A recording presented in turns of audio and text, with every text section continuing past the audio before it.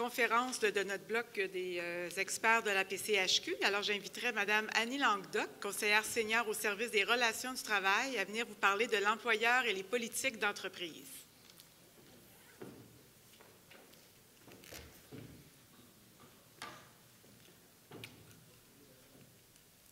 Bonjour, ça va bien? Je n'ai pas regardé le temps, j'ai du départ. Est-ce qu'on m'entend? Oui. Excusez ma voix. J'ai une petite extinction de voix, mais ça fait pas mal, fait que c'est pas grave. C'est juste que c'est un peu plus drôle que d'habitude. Donc, je vais venir vous parler cet après-midi, pendant pas très longtemps, des politiques d'entreprise. On pourrait en parler toute l'après-midi, en fait, des politiques d'entreprise. À partir de quand, selon vous, on a l'obligation d'avoir des politiques ou que c'est bon d'avoir des politiques d'entreprise? Quand est-ce qu'il faut qu'on implante ça, des politiques d'entreprise, selon vous? Tout le temps. Donc, à partir qu'on a un salarié, on devrait avoir toujours des politiques dans notre entreprise. Ça fait quoi une politique d'entreprise? C'est lequel pour changer? Ah, voilà. En quoi c'est utile d'avoir des politiques dans votre entreprise quand vous avez des salariés? Bien, ça permet d'exercer son droit de gérance. Et on entend souvent, moi je suis conseillère en relations de travail à la PCHQ depuis à peu près 15 ans, puis combien de fois on entend les entrepreneurs nous dire on ne peut pas faire ce qu'on veut, on ne peut pas engager qui qu'on veut, quand c'est CCQ, ça prend les cartes, puis c'est pas n'importe qui peut faire n'importe quoi. Vous avez quand même un certain droit de gérance, puis les politiques d'entreprise, ça vous permet d'exercer ce droit de gérance-là.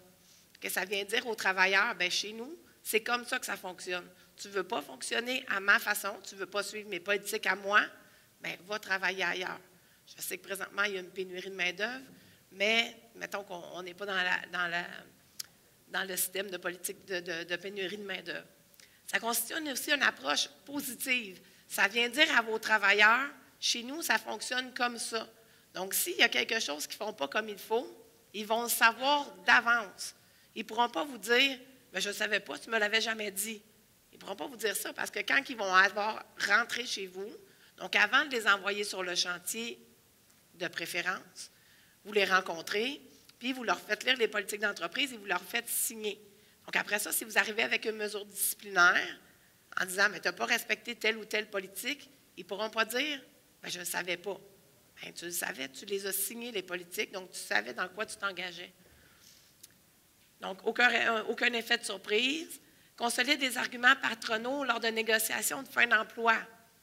Donc, quand vous mettez quelqu'un à la porte ou quand vous faites une mise à pied, bien, la personne a toujours le droit d'aller faire un grief si les travaux étaient assujettis à la CCQ ou une plainte aux normes du travail si les travaux étaient aux normes. Bien, quand on a des politiques d'entreprise, puis que le gars va faire une plainte parce qu'il dit qu'il ne savait pas, lui, qu'il n'avait pas le droit de rentrer à 7h15 parce qu'il commence à 7h, bien, il ne pourra pas dire « je ne le savais pas ». On avait une politique, tu l'as signé, tu le savais que si tu arrivais en retard, il allait arriver ça, ça, puis ça.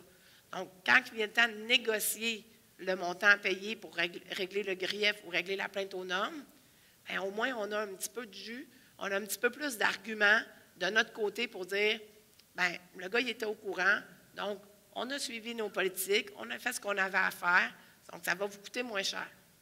Ça coûte combien régler un grief, d'après vous? À peu près? Ça peut-tu aller jusqu'à 20 000? Facile, OK? Régler un grief ou régler une plainte aux normes, là, ça peut coûter 500$, comme ça peut coûter 20 000$. OK? Puis habituellement, quand il y a un grief ou il y a une plainte aux normes, c'est que l'employé est parti de chez vous dans des conditions semi-nébuleuses. Puis là, en plus de l'avoir mis dehors, parce qu'il ne faisait pas l'affaire, il ne faisait pas la job, vous allez être obligé de payer une somme supplémentaire parce que vous n'avez pas respecté les règles. Donc, oui, ça peut coûter très cher. Donc, en ayant des politiques, ça nous permet d'avoir des arguments. Si malheureusement un grief arrive ou une plainte aux normes arrive, bien, on va avoir quelque chose pour vous aider. Donc, les arbitres de grief, donc quand on va devant un arbitre de grief, si on ne règle pas, ou les commissaires, ils aiment beaucoup ça. Quand on dit « oui, mais on avait une politique, le gars est au courant », comme je vous dis, c'est encore des arguments, c'est toujours des munitions dans nos manches à nous pour pouvoir que vous payiez le moins possible dans le cas de plainte. Dans un contexte de pénurie de main-d'œuvre, bien, ça démontre le sérieux de votre entreprise. Regarde, chez nous, ça marche comme ça, comme ça, comme ça. Puis c'est comme ça, il faut que tu fonctionnes. OK? À force des années, on entend tant de toutes les couleurs là, de vos travailleurs sur les chantiers qui ne rentrent pas une journée sur deux, qui ne rentrent pas le vendredi parce qu'ils ont eu leur paye le jeudi, que si. Quand vous avez des politiques, les travailleurs, ils ne peuvent pas être surpris, puis ils ne peuvent pas être pris au dépourvu. En plus, depuis le 1er janvier 2019, la loi des normes, donc même si vos gars sont employés CCQ tout le temps, cette partie-là de la loi des normes s'applique quand même à tout le monde. Donc, la loi des normes vous oblige, donc à tout employeur, là, ça c'est cité, c'est directement sur le site des normes, tout employeur au Québec a l'obligation d'adopter et de rendre disponible au sein de son entreprise une politique de prévention du harcèlement psychologique et des traitements de plainte. Donc, vous êtes obligé d'avoir une politique sur le harcèlement psychologique. On en entend beaucoup parler du harcèlement psychologique. C'est comme la nouvelle chose de la nouvelle mode. Donc, vous êtes obligé.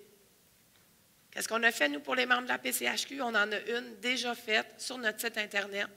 On en a aussi des copies. On a notre table là, juste à côté de l'entrée où vous avez dîné. On en a aussi amené des copies. Sur notre site Internet, on l'a en français et en anglais.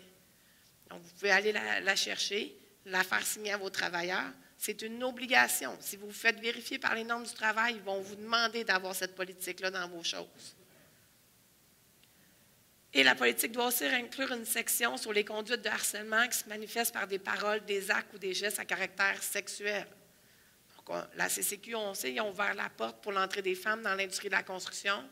Donc, ça peut amener ça, mais ça peut être des femmes aussi qui travaillent dans les bureaux et tout ça. Il y a de plus en plus de femmes dans l'industrie. Donc, les plaintes à caractère sexuel, ça peut aller des deux côtés, là. Ça peut être un homme qui harcèle une femme, mais ça peut être une femme qui harcèle un homme aussi, là. Bon? Est-ce qu'il y a des questions? Non? Donc, le modèle, à quoi il ressemble à ça. Un petit peu petit pour que je vous le lise au complet, là. Mais comme je vous dis, on en a des copies. Sinon, dans la section relations de travail sur le site Internet de la PCHQ, vous en avez aussi une copie que vous pouvez aller chercher puis diffuser le plus rapidement possible dans votre entreprise. Parce que, comme je vous dis, depuis janvier 2019, c'est obligatoire. À quoi c'est particulièrement utile des politiques d'entreprise? Bien, s'il y a un salarié qui se plaint d'harcèlement de la part d'un collègue, vous allez sortir la politique. Vous allez savoir comment ça fonctionne. Parce que dans la politique, on va voir tantôt qu'est-ce qu'il y a dans une politique. Mais dans la politique, vous allez avoir la procédure à suivre s'il arrive quelque chose. Consomme du cannabis pendant la pause du dîner. C'est rendu légal, cette affaire-là. Donc, on a eu des questions un petit peu plus là-dessus dans les derniers temps. Donc, on fait quoi? Donc, le travailleur va être au courant, il va savoir, dans votre entreprise, j'ai-tu le droit ou j'ai-tu pas le droit? Écrire des commentaires négatifs sur vous, sur votre entreprise, sur les réseaux sociaux. Ça aussi, on voit ça de plus en plus. Okay? On ne peut pas écrire n'importe quoi, n'importe comment sur les réseaux sociaux. Il faut mettre.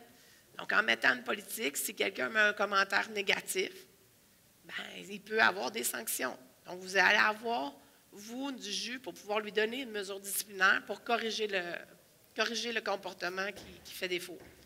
Qui porte un chandail à l'effigie de votre entreprise, puis qui insulte un client. Est-ce qu'il y en a ici qui font de la réno chez du propriétaire occupant? Oui?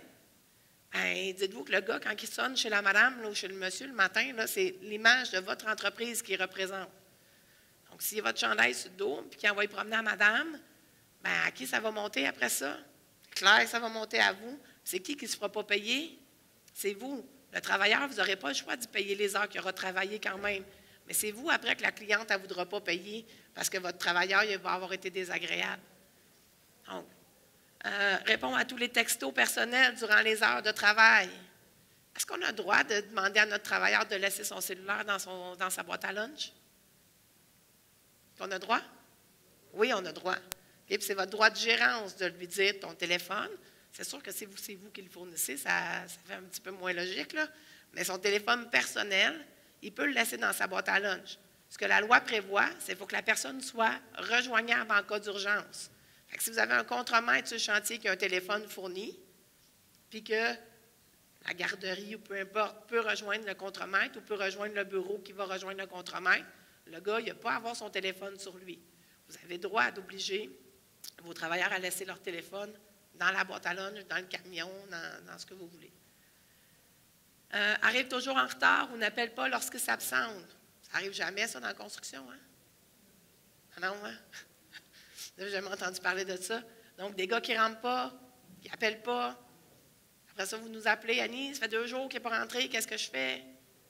Donc, avec votre politique, vous allez savoir quoi faire. Fume dans votre véhicule. Vous fournissez le véhicule, mettons votre camion d'entreprise, puis vous vous dites que c'est un camion non-fumeur parce que vous voulez le garder plus longtemps, puis que c'est dégueulasse pour les autres, l'odeur de fumée. Encore une fois, en ayant une politique là-dessus. C'est une énumération, là, mais il peut y en avoir plein d'autres des politiques. Donc, harcèlement au travail, drogue et alcool, médias sociaux, code vestimentaire, utilisation du cellulaire, absence-retard, utilisation du véhicule de l'entreprise. Vous fournissez le camion. Le gars, il a-tu le droit d'aller faire son épicerie avec votre camion? Ou il n'a pas le droit? Bien, ça vous appartient. Mais il faut lui expliquer, il faut lui dire au gars, lui, il ne sait pas. Vous faites du déneigement, puis le gars, sur sa ronde, il a sa maison. Il a-tu le droit de déneiger sa maison? Ou il n'a pas le droit? C'est toutes des choses qu'il faut expliquer à nos travailleurs. L'utilisation des boissons énergétiques, même affaire. Ces gars, vous êtes découvreurs, puis le gars, il prend 3 Red Bull, puis il monte sur le toit.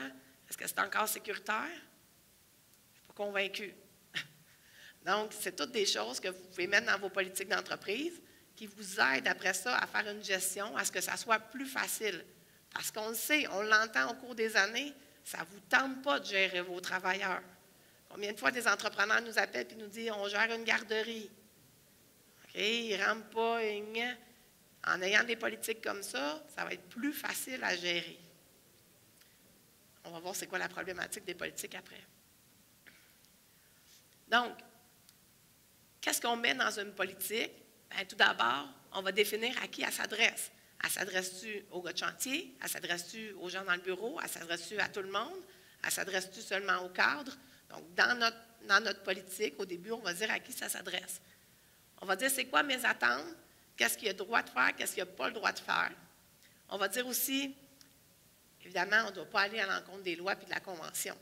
Et on ne peut pas dire tu vas travailler 22 heures par jour. On n'a pas le droit de faire ça.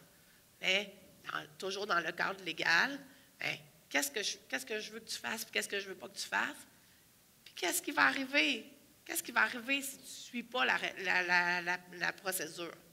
Donc, si tu ne respectes pas les règles, qu'est-ce qui peut bien t'arriver? D'après vous, qu'est-ce qui peut arriver? Si quelqu'un ne respecte pas une politique d'entreprise, qu'est-ce qui peut y arriver?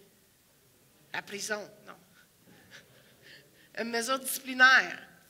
OK? Donc, une mesure disciplinaire. Et là, le travailleur ne pourra pas venir vous dire, on en a vu des griefs déposés pour des retraits de mesures disciplinaires. Donc, vous n'aviez pas congédié le travailleur. L'employeur avait donné une mesure disciplinaire au travailleur, puis le travailleur voulait qu'elle soit retirée de son dossier parce qu'il disait qu'il n'avait pas été mis au courant de cette politique-là dans son entreprise. Donc, on dit, c'est quoi les conséquences? Qu'est-ce qui arrive si tu ne respectes pas la politique?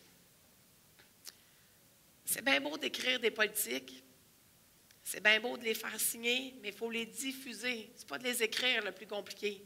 Et un coup qu'on a compris le principe de comment on l'écrit, c'est facile. Ce qui est difficile, c'est de les diffuser. Et ce qui est encore plus difficile, c'est quoi? De les faire respecter, exactement. C'est bien beau de dire, moi j'ai plein de politiques d'entreprise, mais si à chaque fois qu'un gars contrevient à une politique, vous ne faites rien, qu'est-ce qui va arriver? On s'en fout. OK?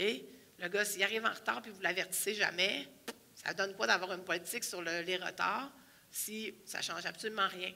Donc, c'est ça qui est plus difficile. Donc, le but d'avoir des politiques, c'est de s'assurer d'un bon fonctionnement dans l'entreprise, que les règles soient les mêmes. Évidemment, il faut que les règles soient les mêmes pour tout le monde.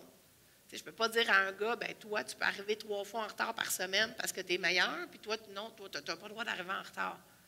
OK? C'est la même règle pour tout le monde. Que vous l'aimiez ou que vous l'aimiez un peu moins, que vous ayez des affinités ou pas d'affinités avec le gars, il faut que ce soit les mêmes règles pour tous, évidemment. Faire connaître les politiques dès l'embauche. OK? Je le sais. Je sais que vous engagez les gars, vous les essayez sur le chantier, puis à un moment donné, quand vous allez avoir le temps, là, vous allez y expliquer les politiques d'entreprise. Puis le temps, bien, il ne viendra jamais. OK? C'est pas mauvais, une fois par année, de faire une rencontre avec tous vos travailleurs, puis de dire, bien là, on s'assoit, on prend 1 heure, on prend 1 heure et demie, on fait venir de la pizza, mettons, puis on fait une rencontre. Comment ça marche chez nous? Tout le monde signe les politiques, tout le monde c'est clair, parce que des politiques, ça bouge. Donc, ça bouge dans le temps. Ce n'est pas fixe, ça évolue. Comme là, la politique sur le harcèlement, on est obligé. Fait que c'est une nouvelle, on n'a pas le choix. Okay? Vos horaires de travail, peut-être que l'année passée, ils faisaient du 7 à 3, peut-être que cette année, ils vont faire du 8 à 4. Parce que les chantiers que vous avez, c'est ça qui oblige. Donc, les politiques, on ne peut pas dire, oh, on les a fait signer il y a 10 ans, elle vient belle. Non, non, non, non. À chaque année, on fait signer nos travailleurs, tous nos travailleurs, même celui que ça fait 20 ans. Fait comme ça, il ne pourra pas dire, ben oui, mais moi, je l'ai signé il y a 20 ans, je m'en souviens-tu? Non, tu la signes à chaque année. En même temps que le programme de prévention, puis tout ça. Donc, à chaque année, c'est important de faire une rencontre avec ses employés pour leur donner les informations sur les politiques d'entreprise. Si rien n'est fait lors d'un non-respect, c'est un peu ce que je disais tantôt, si la personne ne respecte pas la politique puis qu'il n'y a pas personne qui dit, bien, ça puis rien, c'est à peu près pareil. C'est comme si on chicane nos enfants, on dit arrête de faire ça, mais on ne lui donne pas de conséquences, il n'y en aura pas, il ne se passera rien. Ce qui est important aussi, c'est que quand on donne une politique, trop vite. Quand on donne une mesure disciplinaire, l'idée, ce n'est pas de le mettre dehors. Quand je donne une mesure disciplinaire, l'idée, c'est quoi? C'est qu'il corrige le comportement qui fait mauvais, qui ne fait pas correct. OK? Mais souvent, les entrepreneurs, je vais lui donner une mesure disciplinaire aujourd'hui, je vais leur donner un autre demain pour pouvoir le sacrer dehors après-demain. C'est pas même, ça marche. OK? Donc, la mesure disciplinaire, c'est là, tu fais quelque chose de pas correct, mais l'idée, c'est que je veux que tu le fasses correctement pour qu'on puisse retourner sur le bon chemin et qu'on puisse continuer à travailler ensemble. C'est ça le but de la patente. Okay? Le but, c'est pas, je vais t'en donner 3 back-à-back pour pouvoir, les gens, je sais quand les gens nous appellent, c'est quoi l'échéance? Combien de temps je peux donner des mesures disciplinaires le plus rapproché possible pour que je puisse le mettre dehors le plus vite possible? Donc, ce n'est pas ça le but. Le but, c'est que je veux que tu corriges le comportement pour qu'on puisse continuer à travailler ensemble. Dans le cas où, présentement, il y a une pénurie de main-d'œuvre, bien, vaut mieux peut-être essayer de tirer la vis à un travailleur pour qu'il revienne dans le droit chemin que d'essayer d'en trouver un nouveau, que je ne sais pas trop combien de temps ça va prendre avant de le trouver, parce qu'il n'y en a pas. Il n'y en a juste pas. Est-ce qu'il y a des questions? Non? Est-ce que vous en avez tous, des politiques d'entreprise dans vos entreprises? Oui? Non? Pas clair? C'est pas sûr? Ça dépend souvent, ça dépend des formats de l'entreprise. C'est une entreprise qui a 2 salariés, c'est plus rare qu'on va voir quelqu'un qui a plusieurs politiques. Mais sachez que même si vous avez juste 2 travailleurs, c'est important d'en avoir tout le temps des politiques d'entreprise. Okay? Ça montre vraiment le sérieux de votre compagnie. Sachez que là, nous, on en a 2. On a celle sur le harcèlement. On a aussi celle en matière de drogue, alcool et autres substances similaires. Donc, on en a fait une aussi quand en octobre, le cannabis a été légalisé. Donc, celle-là aussi est disponible sur notre site Internet ou on l'a aussi en copie papier à la table à notre kiosque que vous pouvez venir chercher. Donc, c'est des politiques qu'on a. Et dans nos objectifs de l'année, on veut revoir tranquillement, pas vite, toutes les politiques qu'on a mises déjà en place pour les mettre au fur et à mesure sur notre site Internet que vous allez pouvoir venir chercher pour les intégrer dans votre cahier de politique d'entreprise. Non. Excusez, je n'ai pas fait le bon bouton. Je suis dans mes temps ou il faut que j'arrête? Il faut que j'arrête bientôt. Donc, super important, appelez-nous, les politiques d'entreprise, c'est important d'en avoir, c'est encore plus important de les faire respecter et c'est ça le plus difficile, comme je vous disais, c'est de les faire respecter. Est-ce que les présentations vont être disponibles, Claude? Parce que je vois tout le monde prendre des photos. Donc, conseillère en relations de travail, moi, Annie, je couvre la région de Montréal, l'île de Montréal, tout ce qui est Laval, puis l'ouest de l'île. J'ai mes 2 collègues aussi, Marc-Claude, je te lever, s'il te plaît. Marc-Claude qui couvre Montréal aussi, plus la Rive-Nord, Boisbriand, Saint-Jérôme, tout ce coin-là jusqu'à Tremblant. Et Julie Brissette qui couvre la Rive-Sud de Montréal. Donc, elle ne vient jamais à Montréal parce que c'est trop compliqué. Et quand on est sur la Rive-Sud, venir à Montréal, ça prend 3 jours.